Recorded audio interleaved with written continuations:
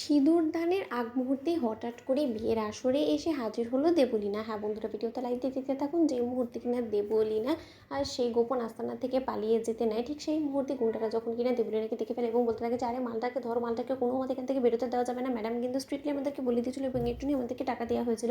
অন্যদিকে ঈশান যখন বলতে থাকে যে পুরোহিত মশাই আপনি তাড়াতাড়ি মন্ত্র উচ্চারণ করুন, কারণ বলা তো জানা কখন আবার দেবলীনা না এসে হাজির হয়, কারণ দেবলীনাকে দিয়ে একদম বিশ্বাস নেই, কারণ ও যে কোনো সময় যে কোনো জায়গায় এসে হাজির হয়ে যেতে পারে এবং সেই মুহূর্তে আমাদের বিয়েটা ও আটকে দেবে এবং সেটা আমি কোনো মতে হতে দেবো না। একবার যখন ঈশ্বর আমাকে এত বড় একটা সুযোগ করে দিয়েছে, সেই সুযোগ আমি কোনো মতে হাতছাড়া করবো না। অন্যদিকে যখন কিনা পুরোহিত মশাই মন্ত্র উচ্চারণের মধ্যে দিয়ে যখন কিনা সাত পাক ঘোরা থেকে শুরু করে অবশেষে সকল বিয়ের আনুষ্ঠানিকতা সম্পন্ন হওয়া মাত্রই যখন কিনা সিঁদুরদানের জন্য ঈশানের হাতে সেই সিঁদুর কৌটোটা দিয়ে বলতে থাকে যে নিন, এবার মালুকেকে সিঁদুরদানের মধ্যে দিয়ে সিঁদুর পরিয়ে তাকে স্ত্রী হিসেবে গ্রহণ করে নিন। ঠিক সেই মুহূর্তে ঈশান যখন বলতে থাকে যে অবশেষে আমার জীবনে সেই কাঙ্ক্ষিত দিনটা এলো এবং এই সমস্ত কিছু কৃতিত্ব যাই হলো গিয়ে কুসুম তোমার কারণ তুমি যদি আমার সঙ্গে এরকম করে আমার বিপদে পাশে না দাঁড়াতে তাহলে হয়তো এই সমস্ত কিছু কোনোভাবে সম্ভব হতো না। অন্যদিকে ঠিক সেই মুহূর্তে ঈশান যখন কিনা অনুশ্রীকে সিঁদুর পরাতে নেবে, ঠিক সেই মুহূর্তেই সেখানে এসে হঠাৎ করে দেবলীনা চিৎকার করে ওঠে এবং দেবলীনা বলতে থাকে যে দাঁড়াও দাঁড়াও ঈশান, খবরদার, তুমি কোনো মতেই তুমি এই ঘোমটার আড়ালে লুকিয়ে থাকা এই অচেনা অজানা মানুষটার স্মৃতিতে সিঁদুর পরাবে না। ঈশান, আমি চলে এসেছি। ঠিক সেই মুহূর্তে ঈশানের সঙ্গে অন্য কাউকে বসা অবস্থায় দেখে এবং কোণে সাজে দেবলীনাকে দৌড়ে আসতে দেখা মাত্রই জয়িতা বলতে থাকে যে বেবি তুমি এখানে, তাহলে ঈশানের সঙ্গে কে?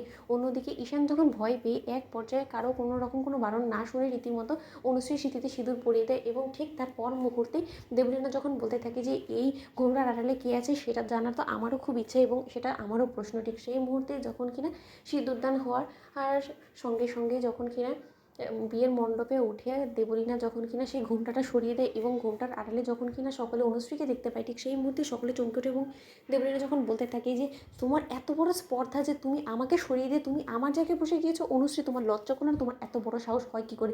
ঠিক সেই মুহূর্তে যখন কিনা অনুশ্রীর গায়ে দেবলীনা হাত তুলতে দেয়, ঠিক সেই মুহূর্তে ঈশান বলতে যে খবরদার দেবলীনা, আমার স্ত্রীর গায়ে তুমি একটা বারো হাত তোলার যদি চেষ্টা করো তাহলে তোমার সেই হাত আমি ভেঙে গুড়িয়ে দেবো। তুমি ভুলে যাও না এখন কিন্তু ও ঈশান গাঙ্গুলির স্ত্রী এবং ওর পরিচয় অনুশ্রী ঈশান গাঙ্গুলি, এবং ওর গায়ে আমার সামনে তুমি হাত তুলে তো দেখো, তারপরে দেখো তোমার কী অবস্থা আমি করি। তুমি কে বলো তো? আমাদের কিন্তু এখন অফিসিয়ালি বিয়ে হয়ে গিয়েছে। দেবলীনা ঠিক সেই মুহূর্তে দেবলীনা বলতে থাকে যে বিয়ে বাই ফুট, যেখানে কিনা আমার সঙ্গে তোমার বিয়ে হওয়ার কথা ছিল সেখানে আমার সঙ্গে বিয়ে না সেরে তুমি রীতিমতো অনুশ্রীর সঙ্গে বিয়ে সারছো এবং এই সমস্ত কিছু তুমি আগে থেকেই জানতে, তাই না? এই সমস্ত কিছু তোমাদের পূর্ব পরিকল্পিত ছিল, তার জন্য তো ঠিক সময় মতন আমাকে সরিয়ে দেওয়ার চেষ্টা করছো, তাই তো? এই সমস্ত কিছুর পেছনে কে ছিল সেটা আমি জানতে চাই, সেই মানুষটা কে ছিল? ঠিক সেই মুহূর্তে কুসুম বলতে থাকে যে আমি ছিলাম। শুধু শুধু অনুশ্রীর গায়ে সকল দোষ চাপিয়ে দেওয়ার চেষ্টা করবে না দেবলীনা ম্যাডাম, এবং বিয়েটা তো সম্পন্ন হয়েই গিয়েছে, তাই না? তো বন্ধুরা লাইক এবং শেয়ার করো, সাবস্ক্রাইব করো।